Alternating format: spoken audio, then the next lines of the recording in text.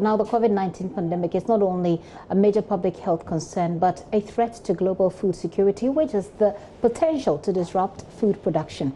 Preserving access to safe food and nutrition is an essential part of the health response. Therefore, countries must ensure that they strengthen local production and shorten food supply chains. To achieve that, there is a need to support smallholder farmers to improve food production.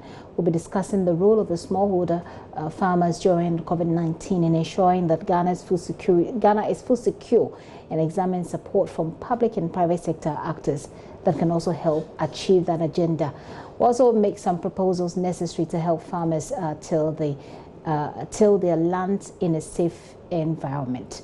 Bismarck Norte is Program Officer of the Peasants Farmers Association, and he joins me via Zoom. Hello, Mr. Norte. Hi, good afternoon. So this afternoon we're having a release by Isoko that food prices have gone up. What is the level of education you're giving to your farmers? Let's start from there when it comes to COVID-19. All right, thank you, and good afternoon to your listeners again. I think as an organization, the Peasant Farmers Association of Ghana, what we realize is that the sensitization that is going on hasn't really been farmer-friendly. The information out there is so generic when it comes to the various safety precautions, like the washing of hands with soap and the running water, the sanitizing of hands. They're all important. But we think that it's important to have information that is very specific to the smallholder farmer. We know that our farmers, most of the time, they use this equipment, these small tools and equipment like hooves and cutlasses. And it is important for them to disinfect this particular tool that they use. So therefore, that it's important that the messages that are made should also be farmer-friendly, should focus on what the farmers can also do to protect themselves. So information like the farmers should wear their masks when they're going to the farms. The farmers should disinfect their tools and equipment that they use. The farmers should also avoid sharing equipment with colleagues that they don't know their status. The farmers should have a way of washing the equipment.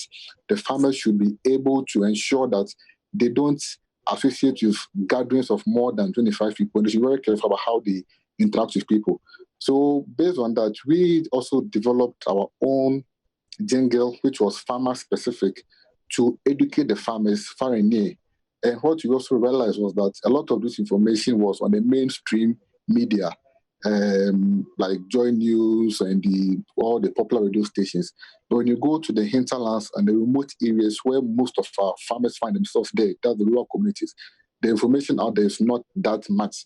So what we do is we've engaged a lot of these community radios in these localities to educate the farmers on these precautionary measures and ensure that they protect themselves amidst this pandemic. So that is what organization as PFAG has been doing on our part in terms of complementing the work of government, the other media and other sectors to educate farmers to keep themselves safe, because it's critical that the farmers are safe. And once they are safe and they're able to produce, then we also have, as a nation, we can be assured that we can get food even in the midst of this pandemic. So I started by telling you that Isoko, that's an agricultural-based NGO, has been predicting food price increases. Are your farmers in these times able to work and to produce their targets, to reach their targets? Is that something that they're able to do in these times?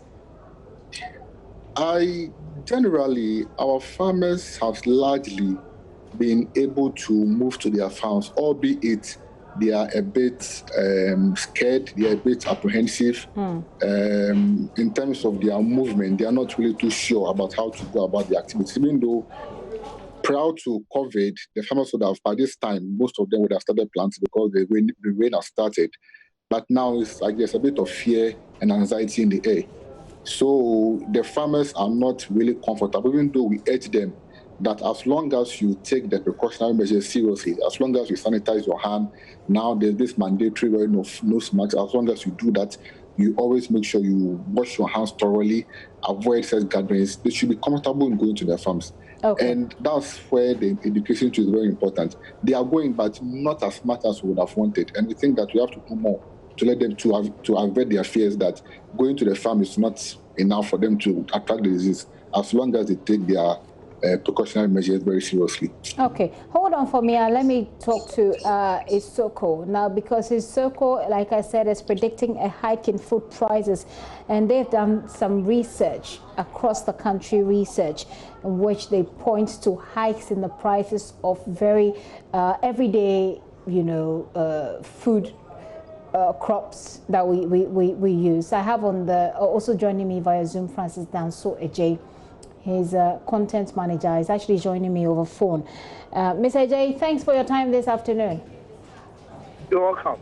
So I see on your list from your research, you did work on cassava, tomatoes, yams, maize, cowpea, millets, gari, local rice, soya, wheat, and groundnut. And you indicate that all of these have seen some hikes in the prices. Yes, that is correct. Spread for the month of April. Right. This is across the country research, you say, but is it possible that these are prices you were recording in specific parts of the country, but that it's not necessarily widespread, like countrywide? Yes. If you pick individual markets, you will have some markets that the commodities that we've listed, you'll find that the prices will be lower compared to other parts of the country. Okay. And so, yes, for some selected markets, you will have prices being lower than what pertains in other markets. Okay. But I mean, the last time we heard from the Agric Ministry, they indicated that, I mean, the food prices actually haven't gone up that much. Is it also the possibility that at the time they did their research and the time you did yours, the variance between that period may have caused this, if you like, difference we're seeing in the reports? The report that we put out was for April, and in April we have 4 weeks. We had 5 weeks for this for the month of April, and so it is the accumulation of all the weeks that we did in April that we put out. And so for some specific weeks, you will realize that prices will be down. Other weeks, prices will be up. And so if you put them together, those are the reports, those are the figures that you see for the reports that we put out. Okay, so your prediction is that the food prices may go up. The report was for April. What should we expect? I mean, May has just started. Based on your reports, what should we expect in May? And how far will that... Let me just take your answer on that. What should we expect in May? Yes, I've stated in the report that looking at how we do our farming, we are in a period where farmers have started planting. And so we do not expect that prices will drop. Coupled with the current situation of COVID-19 and all the other issues that we have to grapple with, traders will have to grapple with. And so we expect that prices are not going to go down, but some prices, we are expecting some increases in the prices. But the increase may not be as high as we saw for the month of April. Let me focus a bit more on one, and I'm going to wrap this up shortly, but let's focus on one of the things that you studied, local rice. You say the average price for a bag of local rice gained 4.98% to close the month at 346 cedis 29 pesos. The highest price is 440 cedis. From where? Percentage, but from where, and to what extent is that even worrying? When you take local rice, yeah, currently farmers are cultivating, and so whatever rice that is on the market is from what we had from the previous season. And you know that because of COVID-19 and all that, people did panic buying, and so quantities that they didn't need, they even bought and then stored. And so it is accounting for some kind of shortages on some markets that we have.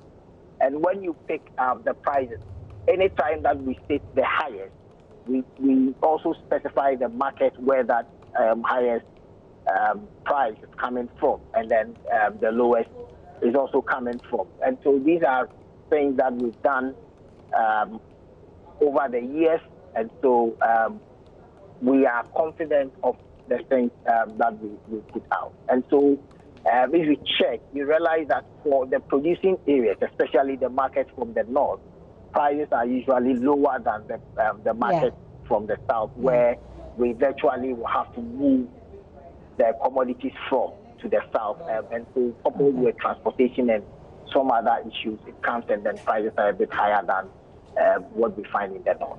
So what recommendations are you making? I do have the Peasant Farmers Association joining me for this discussion, so I'd like to put it to them as well. But what recommendations do you have based on the research that you did?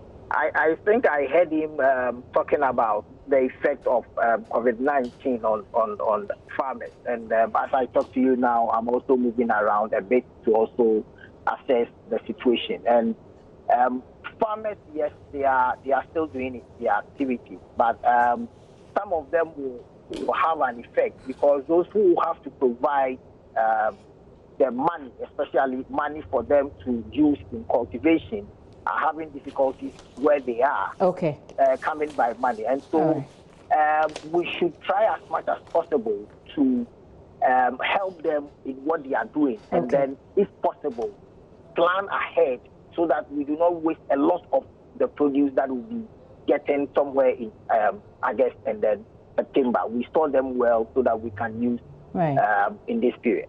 Mr. Danso, thank you very much for your time. Francis Danso J is a content manager with Isoko. They are predicting that food prices could go higher, even as they remain high at this point. Mr. Note, before I let you go, you heard what he said. What plans do you have to support your farmers? Yeah, I think I agree with him largely. And I want to just make a contribution to the last point he made about the fact that because of the pandemic, farmers are not able to access money.